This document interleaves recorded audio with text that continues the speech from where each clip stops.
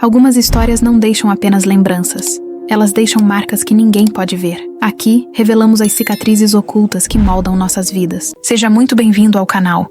Hoje eu quero dividir com você uma história difícil, daquelas que a gente guarda por anos, achando que vai esquecer. Mas tem coisas que o tempo não cura. Prepare-se, porque talvez você se reconheça nesse relato. Meu nome é Carmen, sou mãe da Luísa. E foi assim que eu aprendi que amor sem limite vira dívida, e dívida vira mágoa. Cheguei à rua da minha filha quando o céu de Santos ainda tinha aquele cinza salgado que só o litoral sabe pendurar no começo da manhã. Minhas mãos doíam depois de 15 horas agarradas ao volante, mas eu estava mais desperta do que em muito tempo. No banco de trás, um vestido de seda azul dentro da capa, lisinho, esperando o dia do sim. Ao lado, uma caixinha guardava a pulseira com as iniciais dela e a data que eu mesma mandei gravar. Minhas raízes brancas tinham ganhado um retoque apressado num banheiro de posto na estrada. Vaidade tardia, eu sei, mas eu me dei. O sobrado onde Luísa mora tinha a luz do alpendre piscando, igual quando eu lia histórias para ela, e a lâmpada teimava em falhar. Bati 2 vezes, de leve. As cortinas se mexeram, a porta abriu, e minha menina apareceu de roupão, o cabelo apanhado sem capricho, o rosto lavado. Talvez tivesse dormido bem. Talvez fosse aquela calma de quem acha que controlou o destino de todo mundo. Só que ela não sorriu. O senho fechou como quando a gente abre a porta para vendedor. E veio. Eu não sabia que você vinha. Antes que eu achasse palavra, Marcos surgiu atrás dela, com a camisa aberta. Aquela imagem ensaiada de quem se acha dono do cenário. Tem gente que pensa que R$200 mil compram amor. Ele disse rindo, a mão passando no ombro de Luísa como se eu fosse paisagem. Como se eu não tivesse transferido cada centavo que imploraram para o salão, o vestido, a festa, o futuro. Minha boca secou. Eu não senti raiva ainda. Senti um vazio que dava eco, como se meu lugar de mãe tivesse sido empurrado para fora de casa. Voltei para o carro, a mala chacoalhando no asfalto irregular. Sentei no banco do motorista e olhei o vestido. Aquele brilho tímido sob o sol que nascia. Peguei o celular. Abri o aplicativo do banco. Respirei fundo. Liguei. Bom dia. Preciso contestar uma transferência. Do outro lado, a voz burocrática pediu motivo. Eu fechei os olhos e falei sem tremer. Pressão emocional indevida. Fraude emocional. Em minutos, o atendente orientou o bloqueio cautelar. O dinheiro que eu julgava perdido ficou de novo ao meu alcance. Mas eu soube ali que tinha algo que não voltaria tão rápido. O respeito. Dirigi até o centro histórico. Estacionei e entrei num hotel boutique com vasos de ferro e chave de verdade. Seja bem-vinda, senhora, disse a recepcionista, com uma doçura que não soava cansada. Peguei um quarto no último andar. Pedi uma taça de vinho antes de desfazer a mala. Não trouxe muito. O vestido, um par de saltos, uma escova de dentes. Quando virei o celular, vibrou um tremor. Chamadas perdidas. Quase todas da Luísa, 2 do Marcos. Um número desconhecido que eu preferi não adivinhar. Coloquei o aparelho virado para baixo. Eu queria silêncio para ouvir meu próprio coração batendo. Deitei na cama e deixei os anos chegarem.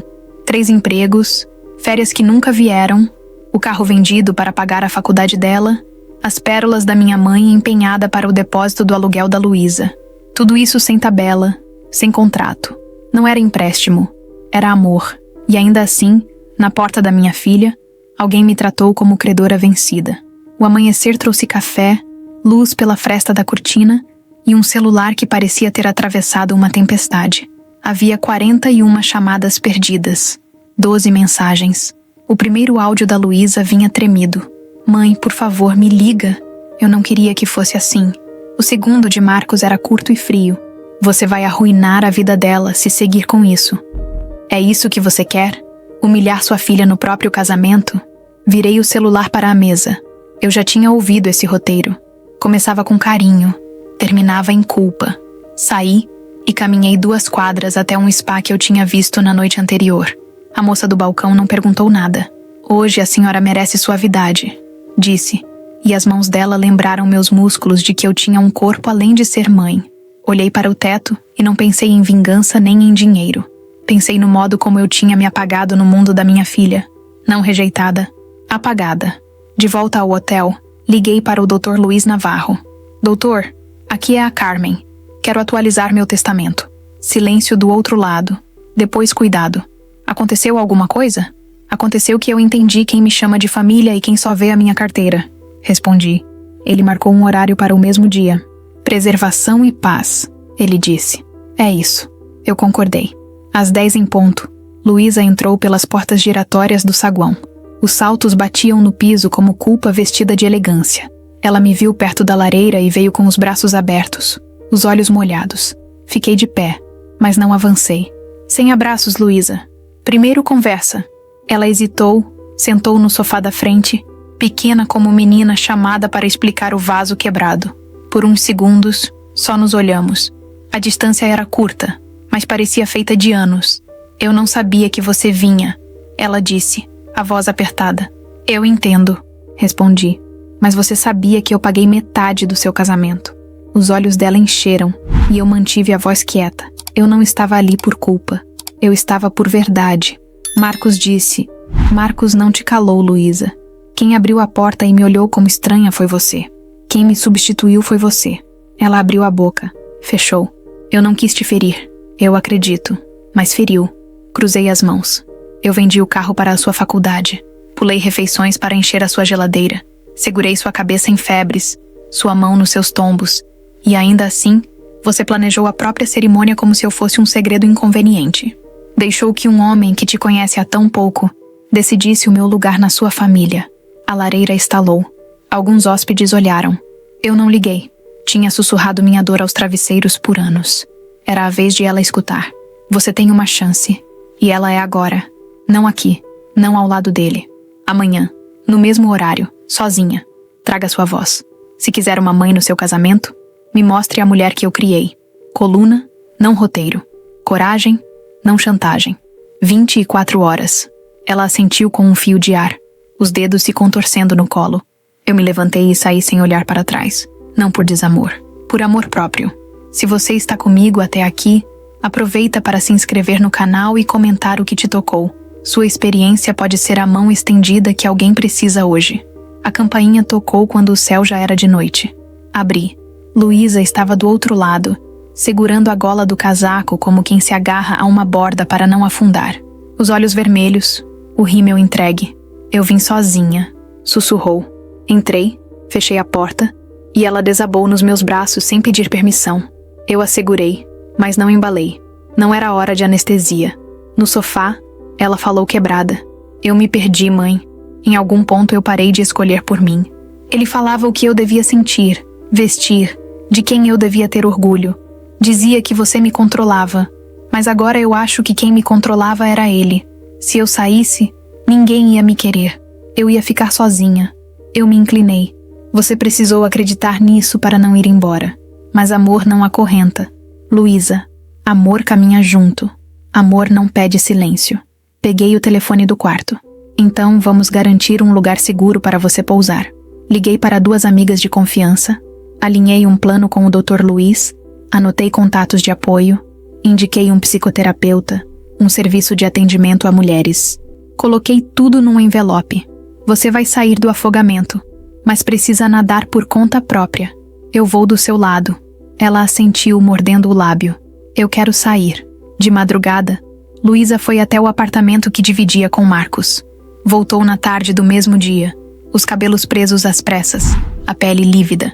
Eu avisei que estava indo embora, contou. Ele gritou, me chamou de garota ingrata, disse que eu o envergonhava, que eu ia me arrepender para sempre.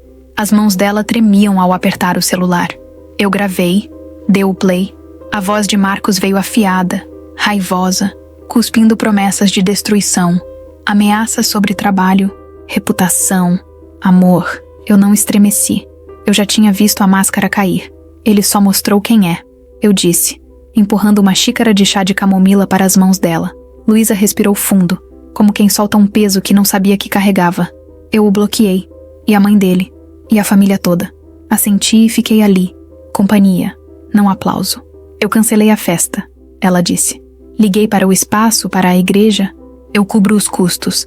Eu escrevo a nota para os convidados. Eu vi a coragem nascer, frágil e firme. No dia seguinte, uma amiga de faculdade mandou uma captura de tela. Marcos tinha publicado um texto longo. cheio de lágrimas de plástico, nos acusando de traição, chamando a própria ex-noiva de instável, me culpando por envenenar a filha contra o amor verdadeiro. Ele está virando o jogo. Luísa tremia. Eu abri o notebook. O que você vai fazer, mãe? Acender um fósforo, respondi. Liguei para o doutor. Luísa, antes de qualquer coisa, publique o que for seu, cubra dados sensíveis, evite adjetivos, deixe os fatos falarem. Não busque vingança, ele orientou. Fiz uma conta nova na rede social, sem selfie, sem desabafo comprido. Postei a imagem do comprovante da transferência de R$200 mil com nomes e dados ocultos. Legendei. Amor não é empréstimo. Eu só recuperei o que nunca deveria ter virado coleira. Depois, um trecho do áudio de Marcos, sem xingamentos. Só a crueza da pressão. Em seguida, a linha do tempo do silêncio. As mensagens sem resposta. Os pedidos. As cobranças veladas. As horas seguintes foram um incêndio. Mulheres começaram a comentar. Mães marcavam filhas. Filhas marcavam mães. Obrigada por dar nome ao abuso financeiro e emocional. Aconteceu com a minha família. Chega de chamar de drama de família o que é violência sutil. Eu li cada uma, de olhos firmes e coração aberto. Luísa me olhou com um brilho novo. Você é um movimento. Eu sorri. Sou um fósforo. Mas a gente está cheia de madeira seca. Saímos para respirar. A vitrine de uma boutique me parou. Um vestido vermelho, audaz, sem ser gritante. Entrei.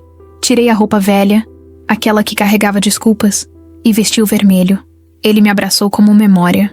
Olhei o espelho, e pela primeira vez em muito tempo, me vi, não uma sombra, uma mulher com fogo. Eu não me visto mais para desaparecer. Naquela noite, encontrei a Luísa num bistrô perto do canal. As luzes âmbar pendiam do teto como vagalumes, e o barulho do mar chegava abaixo, como se o oceano cochichasse promessas. Quando entrei, ela levantou os olhos do cardápio e soltou um "Uau!" tímido. Eu sorri. Parece que terminei de me encolher, disse, ajeitando o vestido vermelho que parecia armadura leve. Não falamos do Marcos, nem da festa cancelada. Deixamos o passado onde mora, atrás. Conversamos de próximos passos, de sonho e de chão. Por que o Dr. Luiz? Ela perguntou, soprando a sopa quente. Porque nunca me tratou como caridade. Advogado bom não assume que você não sabe. Ele te explica até você poder decidir. Você vai precisar de gente que te veja como igual. Ela assentiu. E aquelas coisas que você mencionou, imóveis, fundos, por que você nunca me contou? Eu apertei a mão dela. Porque eu queria que você me amasse pelo que eu dei de graça, não pelo que eu podia financiar. Amor de mãe não usa planilha. Quero aprender, ela disse, com aquela determinação que eu sempre soube que estava ali, só que abafada. Levantei a taça de vinho. A gente começa amanhã. O tilintar foi um pacto, pela primeira vez em anos. Não era necessidade que nos juntava, era escolha. 6 meses depois, o silêncio já tinha virado ponte. Fins de semana eram cafés demorados, risos que lavavam feridas antigas. As mensagens viraram ligações, as ligações viraram visitas, e não havia mais distâncias esculpidas por culpa. Um dia, Luísa me convidou para o casamento olhando nos meus olhos. Simples, verdadeiro. Eu disse sim, não porque ela precisava, mas porque queria que eu estivesse. Família, não dívida. A cerimônia foi numa enseada do Guarujá, sob um arco de madeira com flores do campo. 30 pessoas, nenhum brilho emprestado, só sinceridade. O oceano marcava o vai e vem como um coração calmo. O que me desmontou não foi o beijo. Foi quando Luísa, com o vestido branco dançando no vento, me ofereceu o braço e disse: "Caminha comigo. Não me entrega. Caminha." E eu fui, passo a passo, lado a lado, não guiando nem entregando, apenas acompanhando como uma mãe deve fazer. Cada passo era memória.